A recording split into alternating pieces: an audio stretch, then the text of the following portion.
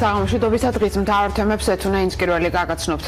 Ვინ გაუსწორდა პოეტ კოკა კობალაძეს ოჯახი ხელს პოლიციას ადებს ცოტა ხნის წინ ახალგაზრდა ბიჭის დედა მინგა გრიგოლიას თოქ-შოუ რეაქციაში ისაუბრა თათა დავითულიანის განცხადებით კოკა კობალაძესთან სახლში სამართალდამცველები შევიდნენ და მამამისის ალეკო კობალაძის ადგილსამყოფელს ეკითხებოდნენ მას შემდეგ კი რაც ახალგაზრდა პოლიციელები სახლში შეიპატიჟა კასტებით სცემეს რის შემდეგაც საჭირო გახდა კობალაძის კლინიკაში გადაყვანა.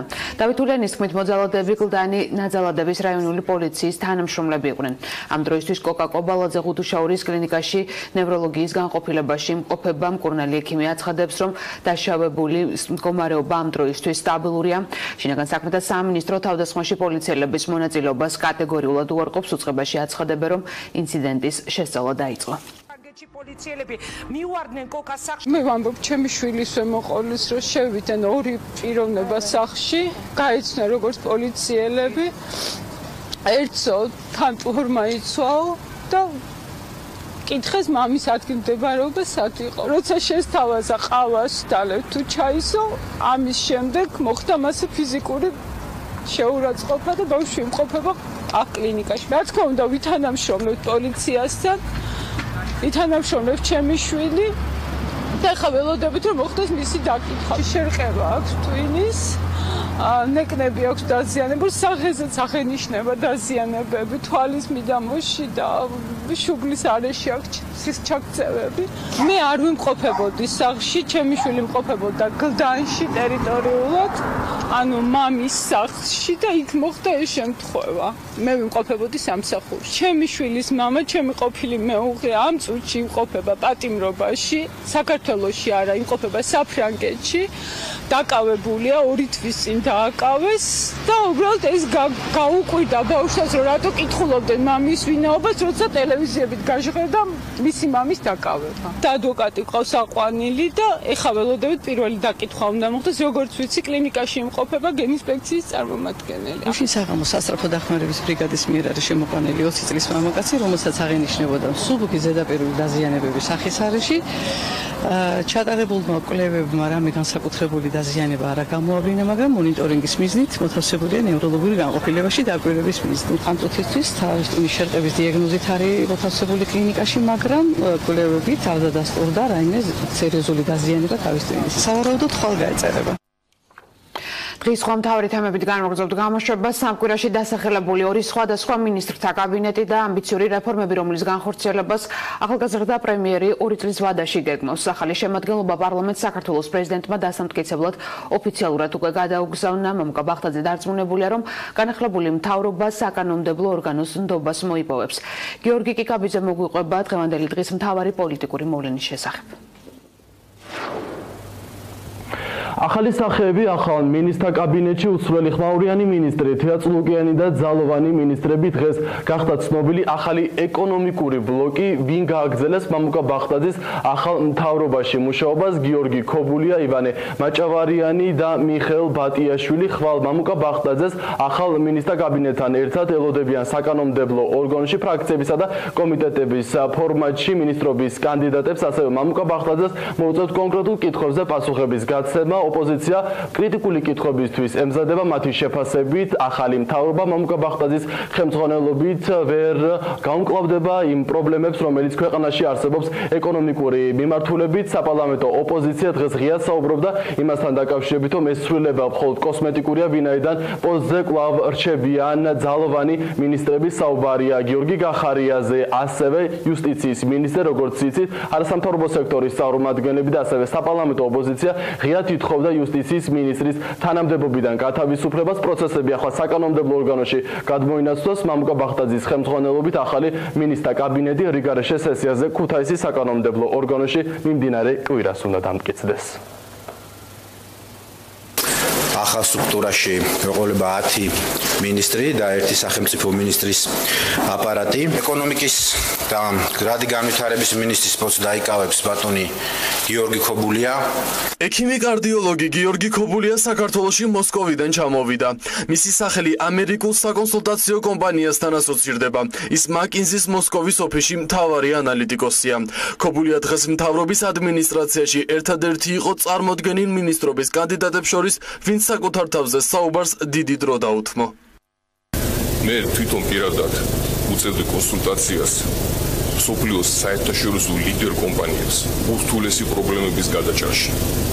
ეს პრობლემები ეხებოდა მათ როგორც მართვის სისტემებს, ასევე მათ სტრატეგიას, ასევე მათ საოპერაციო და ძალიან დეტალურ საქმიანობის ეფექტურობის ამაღლებას. ეკონომიკური განვითარების თვითონ ფილოსოფია ეფუძნება არა მარტო ეკონომიკურ ზრდას, არამედ ეკონომიკის შემოსავლების თანაბარ განაწილებას მოსახლეობაში.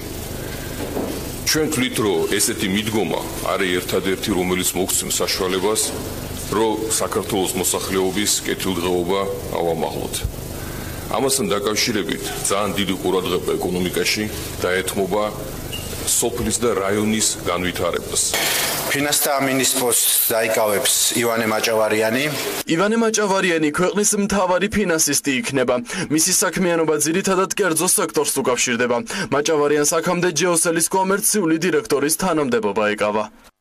ფინანსთა სამინისტრო წამყვან როლს შეასრულებს აი ამ რეფორმების განხორციელებაზე, იმ განხორციელებაში, რაც თქვენ ახლა მოისმინეთ, ეს არის პირველ რიგში მცირე მთავრობის კონცეფციის დანერგვა და ეკონომიკის ინკლუზიურობა. განათლების, მეცნიერების, კულტურისა და სპორტის მინისტრის პოსტს დაიკავებს ბატონი მიხეილ ბატიაშვილი. განათლების, მეცნიერების, კულტურისა და სპორტის სამინისტრო სპორტფოს ბიზნესისა და ტექნოლოგიების უნივერსიტეტის რექტორი ჩაიბარებს. დღეიდან მიხეილ ბატიაშვილს ქობულიასთან და მაჭავარიანთან ერთად მოუწევს პოლიტიკურ თამაშებს ალღო აუღოს. მთავარი მიმართულება იქნება ძირეული ცვლილებები, რეფორმების გატარება განათლების ხუთივე საფეხურზე, რომელმაც უნდა მოხდეს ახალი სისტემა, რომელიც დაფუძნებული იქნება ინოვაციებზე და ტექნოლოგიებზე, რომ ტექნოლოგიების და ინოვაციების გარეშე წარმოუდგენელია ჩვენი ეკონომიკის განვითარება, ჩვენი ახალგაზრდების წარმატება და ისეთ დიდ საერთაშორისო პროექტებში მონაწილეობა, რომელიც ხელშეუწყობს ჩვენი ქვეყნის ინტეგრაციას საერთაშორისო ეკონომიკაში. პოსტს ინარჩუნებს და არსადან მიდის ერთ-ერთი სტაჟიანი და ხმაურიანი მინისტრი. თეატრულუკიანი ერთადერთი მინისტრია, ვინც 2012 წლის შემდეგ დაკავებულ თანამდებობას ართმობს. მეტიც ბახტაძე მას გამსხვილებული უწყება ჩააბარა. იუსტიციისა და საჟელასრულების სამინისტროები გაერთიანდა. კახა კახეშვილი მთავრობის ადმინისტრაციის ხელმძღვანელად ინიშნება. არადა კახეშვილი ერთ-ერთ წარმატებულ მინისტრად მოიაზრებოდა. შეიძლება გადაუჭრებლად ითქვას, რომ ჩვენი მინისტრთა კაბინეტის ყველაზე წარმატებული მინისტრი გახდათ ადამიანი, რომელმაც ძალიან მნიშვნელოვანი და ფუნდამენტური რეფორმები გაატარა ერთ-ერთ ყველაზე რთულ მიმართულებაში. მთავრობის ადმინისტრაციას ენიჭება ძალიან მნიშვნელოვანი როლი რეფორმების კოორდინაციის საქმეში და შესაბამისად კახა დაიკავებს სწორედ მთავრობის ადმინისტრაციის ხელმძღვანელის ადგილს და ის ჩემთან ერთად ამ პოზიციიდან შეძლებს, რომ კოორდინაცია გაუწიოს ყველა იმ რეფორმის დროულ დანერგვას, რომელიც არის ჩვენი მხრიდან დაანონსებული. დაწყებულია ძირეული რეფორმები, მაგრამ ამავდროულად მოსახლეობას სჭირდება სწრაფი ეფექტი. ამიტომაც ჩვენ მთავრობის ადმინისტრაციიდან პრემიერ-მინისტრთან ერთად, მთავრობის წევრებთან ერთად მაქსიმალურად გავაძლიერებთ კოორდინაციას იმისთვის, რომ ის სიკეთე, რომელიც დაგეგმილია და კეთდება, ძალიან მოკლე დროში მიიღოს მოსახლეობამ. მამუკა ბახტაძეს დღეს წასულ მინისტრებზე არ უსაუბრია, თუმცა გაწეული სამუშაოებისთვის მადლობა გადაუხადა.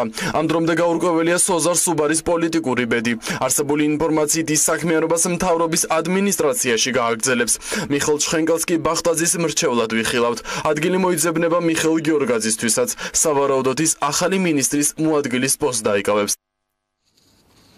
ეკონომიკური გუნდის განახლებით საპარლამენტო უმრავლესობა ქვეყნის მთავარი გამოწვევის სიღარიბის სწრაფად დაძლევას და ეფექტიან რეფორმებს პროგნოზირებს. ოცნებისგან განსხვავებით ოპოზიცია არც ძველი და არც ახალი მინისტრებისთვის მხარდაჭერას არ აპირებს. ახალი სახების გარდა ოპონენტების ყველაზე მწვავე კრიტიკის სამიზნედ კვლავ თეა წულუკიანი რჩება.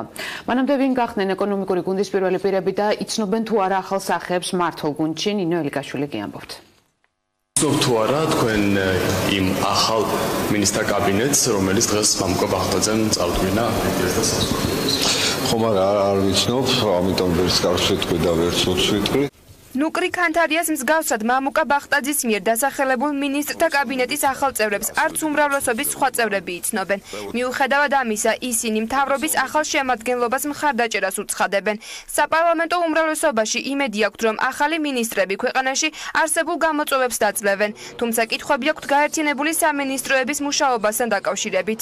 ძირითადი კითხვები და წინადადებები ალბათ მექნება იმ გაერთიანებულ ძალიან დიდ კონგლომერატთან, რასაც სახელიც რო ჩამოთვალოთ, რამ ბევრ დროს წაიღებს, ხომ განათლება და კულტურა და ასე შემდეგ. როგორ უნდა მოახერხოს აი ამ უნდეს სივრცეში დაუშვათ კოორდინაციის გაწევა, წარმართვა. მე სამწუხაროდ არ ვიცნობ მათ, მაგრამ როგორც ესე იგი პრემიერ-მინისტრმა წარადგინა ისინი საკმაოდ წარმატებულები არიან თავიანთ სფეროში სამივე. აქედან გამომდინარე, რა თქმა უნდა, მხარს დაუჭერთ. ვიცნობ, მაგრამ არა ისე ახლოს, რომ კონკრეტულად ხა მის საქმიანობაზე კონდეს ესეთი კაფეო წარმოდგენა.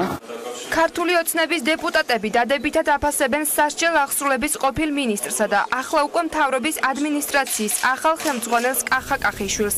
უმრავლესობისთვის თეა წულუკიანის იუსტიციის მინისტრად დარჩენა პრობლემას არ წარმოადგენს. კახიშვილზე რა შემიძლია თქვა ის, რომ ის იყო ძალიან წარმატებული მინისტრი, მის პერიოდში მართლაც შთამბეჭდავი რეფორმები ჩატარდა სასჯელთა აღსრულების დაწესებულებებში. ჩვენ უნდა გავიხსენოთ თუ რა ჩაიბარა ქალბატონმა თეა წულუკიანმა, როგორი მემკვიდრეობა ხვდა მას წილად და შემდგომ რამდენი რეფორმა, რამდენი წინგადადგმული ნაბიჯი იქნა განხორციელებული მის მიერ. სამთავრობო ცვლილებებს ბრიუსელიდან გამოეხმაურა საქართველოს პრეზიდენტიც. გიორგი მარგველაშვილის თქმით, ნატოს სამიტზე ორი ახალი მინისტრი იმყოფება, რომელთანაც მას კარგი თანამშრომლობა აკავშირებს. პრეზიდენტს კითხვები აქვს ყოფილი პრემიერ-მინისტრის გიორგი კვირიკაშვილის გადადგომასთან დაკავშირებით. გიორგი მარგველაშვილი ამბობს, რომ არავის დაუსახელებია მიზეზი, თუ რის გამო შეიცვალა პრემიერი. რატო არ ვართ ღირსი, რომ გავიგოთ? ყავდა პრემიერ-მინისტრი, რომელიც რაღაც ისე დაახლოებით ესე გამოჩნდა თითქოს ეკონომიკური პრობლემების გამო წავიდა. არა და თუნდაც მაისში ქონია იმხელა ეკონომიკური ზრდა, რომელიც აქამდე საქართველოს არ ქონია. რატომ გაქრა პოლიტიკური ველიდან კვირიკაშვილი, შემდეგ რატომ გაქრა პოლიტსაბჭოდან და ფაქტიურად სახელმძღვანელოებიდან მისი ფოტოს ამოჭრა რატო ხდება? რა დააშავა ამ ადამიანს? ეს კითხვა პარტნიორებს კი არა, ეს კითხვა აქვთ ნებისმიერ ქართულ ოჯახში, სადაც შედიხარ, აღარ გეკითხებიან გვეშველება რამე, გეკითხებიან კვირიკაშვილი რატო წავიდა. და მე პასუხი არ მაქვს და მე ეს კითხვა არაერთხელ დავსვი. ახალ მინისტრებსა და იუსტიციის ხელშეუხებელ მინისტრს უნდაბლობას უცხადებენ როგორც საპარლამენტო, ასევე არასაპარლამენტო უმცირესობაში. მართველი გუნდის ოპონენტები ამბობენ, რომ მთავრობის ახალი შემადგენლობა, მათ შორის პრემიერ-მინისტრი, ქვეყანაში არსებულ გამოწვევებს ვერ გაუმკლავდება. ოპოზიციაში თეა წულუკიანის მინისტრად დარჩენას ბიძინა ივანიშვილის პოლიტიკური ინტერესებს უკავშირებენ. შეიძლება დავახასიათოთ ერთი წინადადებით. არც ერთი ადამიანი არ არის თავის ადგილზე. შეიძლება იყოს კარგი ბზარეული, მაგრამ იქნებით ცუდი ზეინკალი. ეს ხალხი შემთხვევით მოხვდა სადღაც. შეიძლება ვთქვათ, რომ ხადური და ქუმსიშვილი მოგვენატრება. ჩვენ ვერ ხედავთ პერსპექტივას, რომ მათ კონდეთ შესაძლებლობა და ძალა გაატარონ რეფორმები, რომელიც დღეს ჭირდება ქვეყანას. მხარდაჭერა არ იქნება მთავრობაში ჩვენგან. ძალსახად ვამბობთ ამას. არ არის ის მთავრობა და ის შემადგენლობა მთავრობის, რომელიც გაუმკლავდება დღევანდელ გამოწვევებს საქართველოში. თავად პიროვნება პრემიერ-მინისტრის შეიძლება მომავალში კი ბატონო, მაგრამ დღესდღეობით არ იმსახურებს ნდობას. არ არის ისეთი ხარიზმატული პიროვნება, რომელიც უნდა იყოს. მომავალში შეიძლება გახდეს არ ეწყინოს ბატონ ბახტაძეს. ბატონი კახიშვილი, რომელიც მეტნაკლებად ყველაზე წარმატებულ მინისტრად ითვლებოდა, საერთოდ ასე ვთქვათ, გადაიყვანეს ადმინისტრაციულ თანამდებობაზე, მხოლოდ იმიტომ, რომ ტექნიკურად შეევცირებიათ სამინისტროების რაოდენობა. ხოლო ქალბატონი წულუკიანი, რომლის მიმართაც სერიოზული პრეტენზიები ჰქონდა პრაქტიკულად ყველა ფენას მოსახლეობისა, ისევ დარჩა მთავრობაში. საინტერესოა, რით აშინებს ქალბატონი წულუკიანი ასე ბატონ ბიძინა ივანიშვილს. იუსტიციის მინისტრის პოზიციაზე კვლავ თია წულუკიანის კანდიდატურის დასახელებას აკრიტიკებენ არასამთავრობო ორგანიზაციებშიც. მესამე სექტორი მიიჩნევს, რომ მამუკა ბახტაძემ გადაწყვეტილების მიღებისას მართლმსაჯულების სისტემაში არსებული პრობლემები არ გაითვალისწინა. საუბრობდით კონკრეტული პრობლემებით და გამოწვევებით, რაც დგას და რაზეც პოლიტიკური პასუხისმგებლობა ეკისრება მოქმედი იუსტიციის მინისტრის პირველ რიგში, სამწუხაროდ ამ კითხვაზე პასუხები ჩვენ არ მიგვიღებთ. უფრო მეტად სამწუხაროა ის, რომ იუსტიციის მინისტრის პოზიციაზე თია წულუკიანის წარდგენასთან ერთად ჩვენ ვერ ვხედავთ, რომ პრემიერ-მინისტრს აქვს კონკრეტული ხედვა მართლმსაჯულების სისტემაში შემდგომი რეფორმების მიმართ. განახლებულ სამთავრობო გუნდს, რომელსაც მმართველი გუნდის წევრებიც კი არ იცნობენ, ქუთაისის საკანონმდებლო ორგანოში შაბათს რიგგარეშე სესიაზე დაამტკიცებენ. კიდევ ერთი ღია მხარდაჭერა საქართველოს ნატოსგან ბრიუსელში მიმდინარე ნატოს სამიზე დღეს კიდევ ერთხელ გაჟღერდა ნატოს მზაობა, რომ საქართველო ნატოს სრულფასოვანი წევრი გახდეს. გზავნის ავტორი ევროპის დედაქალაქიდან ალიანსის გენერალური მდივანია. როგორც შეფასდა საქართველოს პროგრესი ალიანსში გაწევრიანების გზაზე, რასაც ხადებენ წევრი სახელმწიფოების პირველი პირები საქართველოს შესაძლებლობებზე და რა კონკრეტული შედეგი სრულდება ბრიუსელის ნატოს სამიტი ჩვენი ქვეყნისთვის. ლუკა ხაჭიძე ამბობთ. საქართველო აუცილებლად გახდება ნატოს წევრი. ეს არის მთავარი გზავნილი გიორგი მარგველაშვილისა და იენ სტოლტენბერგის შეხვედრის შემდეგ. საქართველოს პრეზიდენტმა განაცხადა, რომ ქვეყანას აქვს ყველა პრაქტიკული ინსტრუმენტი, რათა მოემზადოს ნატოს წევრობისთვის. ქვეყნის ლიდერმა დაადასტურა, რომ საქართველო მზადაა პოლიტიკური დიალოგისთვის ნატოში გაწევრიანების გზაზე. შეხვედრაზე განხილვის თემა იყო რუსეთის ანექსიური პოლიტიკა და ოკუპირებული ტერიტორიები. ნატოს გენერალური მდივნის იენ სტოლტენბერგის თქმით კი ალიანსი მადლობელია ავღანეთში ნატოს მისიაში საქართველოს კონტრიბუციის გამო და აღიარებს მსხვერპლს, რომელიც ქართველმა ხალხმა გაიღო საერთო უსაფრთხოებისთვის. უკვე 10 წელია, რაც პირველი შეხვედრა შედგა ნატო-საქართველოს კომისიის, სადაც დიდი მიზნები დაისახა, რომ მიახლოებოდა საქართველო ნატოს წევრობას. საქართველო აღიარებულ იქნა ნატოს სანდო მეგობრად იმ მიზნით, რომ საქართველო გახდეს უფრო უსაფრთხო და დაცული. საქართველო აგრძელებს თავისი წვლილი შეტანას ნატოსთან თანამშრომლობის საკითხებში და საქართველოს ხალხის მიერ არის აღიარებული ის უსაფრთხოების საკითხები, რასაც ჩვენ ერთობლივად ვიზიარებთ. საქართველო აუცილებლად გახდება ნატოს წევრი და ჩვენი ლიდერები აუცილებლად გასცემენ დიდ ძალისხმევას, რომ ეს რაც შეიძლება სწრაფად მოხდეს. როგორც ნატოს საიმედო პარტნიორს, საქართველოს წვლილში აქვს ევროატლანტიკურ უსაფრთხოებაში. საქართველო ერთ-ერთი ის ქვეყანაა, რომელსაც დიდი წვლილში აქვს მტკიცე მხარდაჭერის მისიაში. ამაყად შემიძლია ვთქვა, რომ ამ მისიაში ერთსულ მოსახლეზე მაჩვენებლით ჩვენი წვლილი ყველაზე დიდია. საქართველოში შექმნილი მდგომარეობის შესახებ გიორგი მარგველაშვილმა ინფორმაცია დონალდ ტრამპსაც მიაწოდა. ხანმოკლე შეხვედრაზე საქართველოს პრეზიდენტმა კიდევ ერთხელ გაუსვა ხაზი იმას, თუ რამდენად მნიშვნელოვანია ორმხრივი პარტნიორობის გაძლიერება შტატებთან. შეხვედრის შემდეგ დონალდ ტრამპმა ქართული დელეგაციის მიმართ საკუთარი სიმპათია ბრიფინგზე დააფიქსირა. ტრამპმა თქვა, რომ საქართველოს ალიანსში გაწევრიანების შანსი გამოჩნდება, მაგრამ არა ახლა. საქართველოს წარმომადგენლები იმყოფებოდნენ აქ. მათ ძალიან კარგი შტაბ-ეჭვილება დატოვეს. ჩვენ მოვისმინეთ მათი მდგომარეობის შესახებ. მათ ძალიან კარგი შტაბ-ეჭვილება დატოვეს. რაც შეეხება საქართველოს ნატოში გაწევრიანებას, ვფიქრობ, გარკვეული თვალსაზრისით მათ ამის შანსი აქვთ, თუმცა ახლა არა. გიორგი მარგველაშვილი სამიტის ფარგლებში საფრანგეთის პრეზიდენტ ემანუელ მაკრონსაც შეხვდა. მხარეებმა საქართველოს წინაშე უსაფრთხოების კუთხით მდგარი გამოწვევები განიხილეს. ანალოგიური საკითხი განიხილეს ნატო-საქართველოს ურთიერთობების ისტორიაში პირველად გამართულ ნატო-საქართველო-უკრაინის შეხვედრის ფორმატშიც. საქართველო-უკრაინა ნატოს უმაღლესი დონის შეხვედრის ფარგლებში საქართველოს პრეზიდენტს ჰქონდა შესაძლებლობა, ჰქონდა ხანმოკლე შეხვედრა პრეზიდენტ ტრამპთან.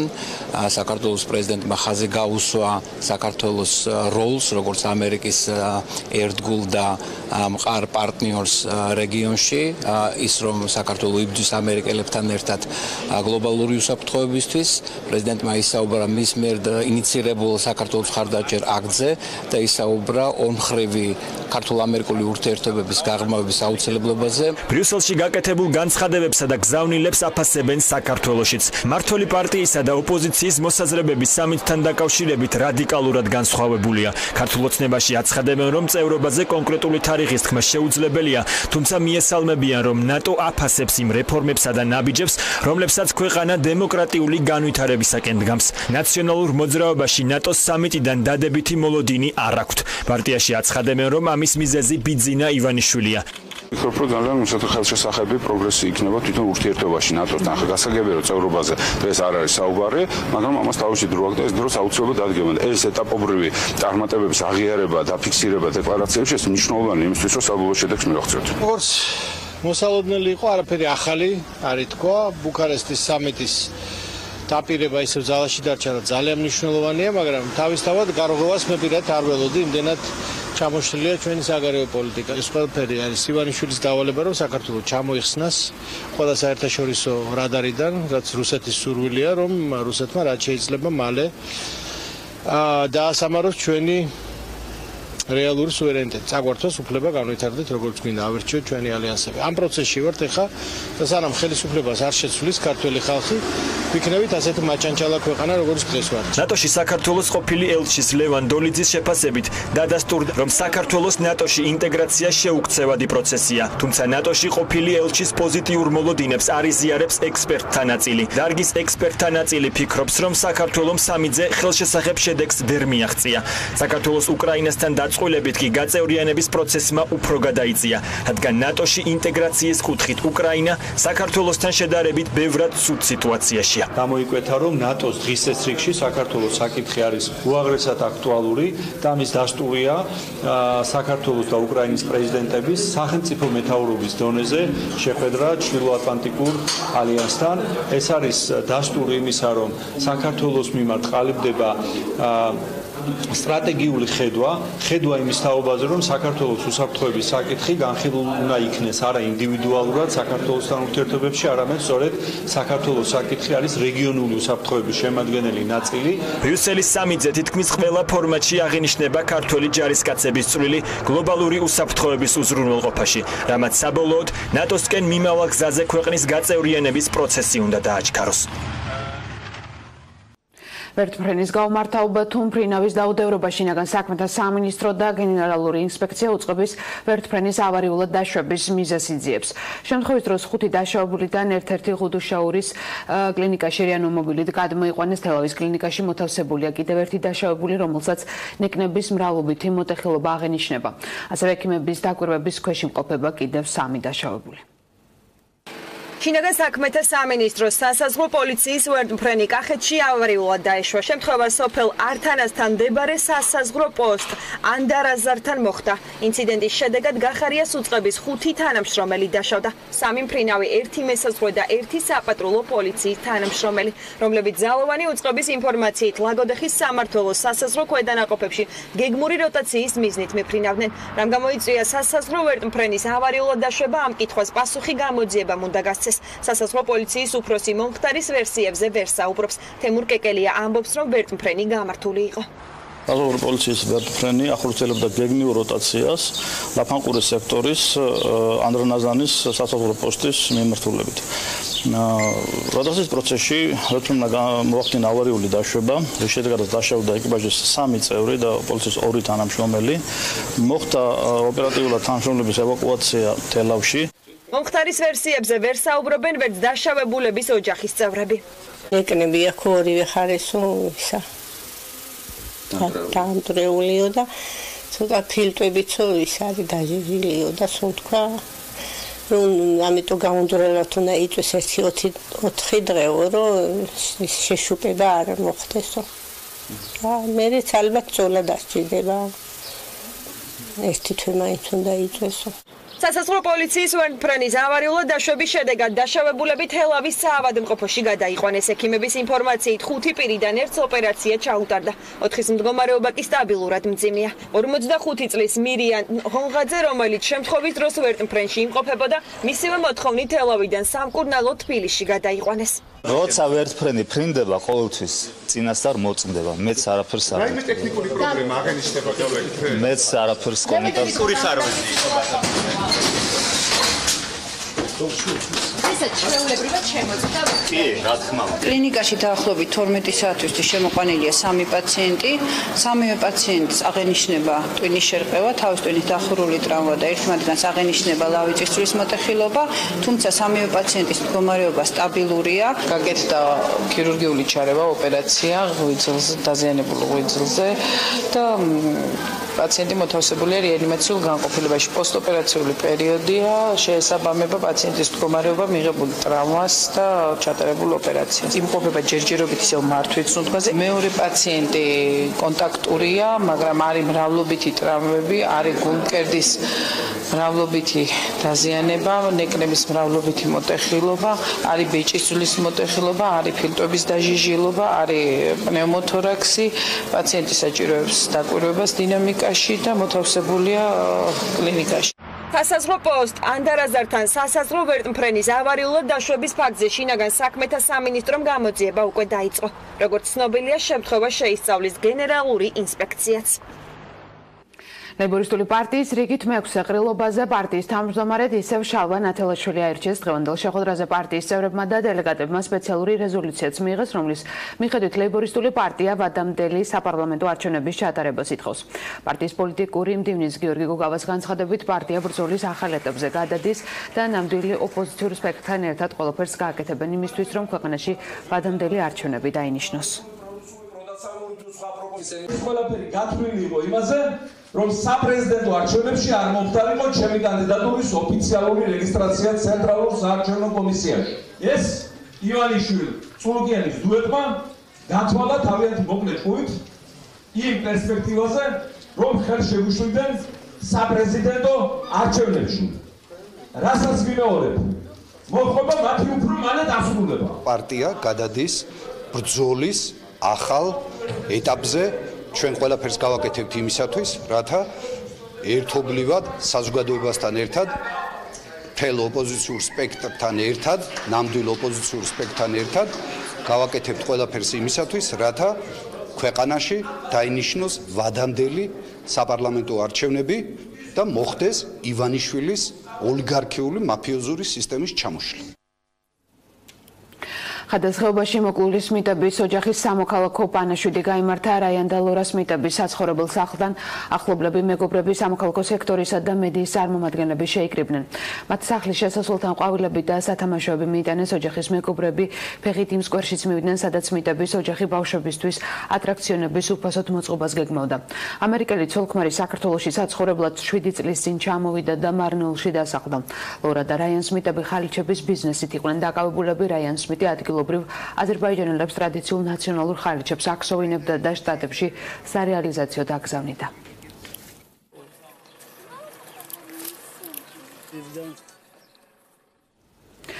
ხანგრძლივი ავადმყოფობის შედეგად 76 წლის ასაკში მწერალი გაზეთ ლიტერატურული საქართველოს მთავარი რედაქტორი თამაზ სივძივაძე გარდაიცვალა.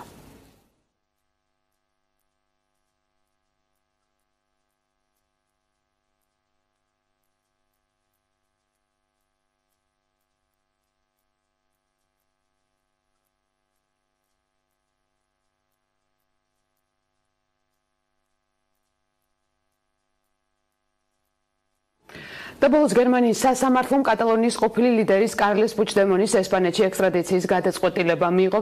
გერმანიის სასამართლომ პუჩდემონი დამნაშავედ სახელმწიფო ხარჯების ბოროტად გამოყენებისთვის, რაც გულისხმობს ესპანეთში დაბრუნების შემდეგ კატალონიის ყოფილი ლიდერის გასამართლება მხოლოდ ამ უხლით შეიძლება მოხდეს. ესპანეთის სასამართლო პუჩდემონს ამბოხებაში ცდებს ბრალს. კარლეს პუჩდემონმა ესპანეთი კატალონიის რეფერენდუმის შემდეგ დატოვა.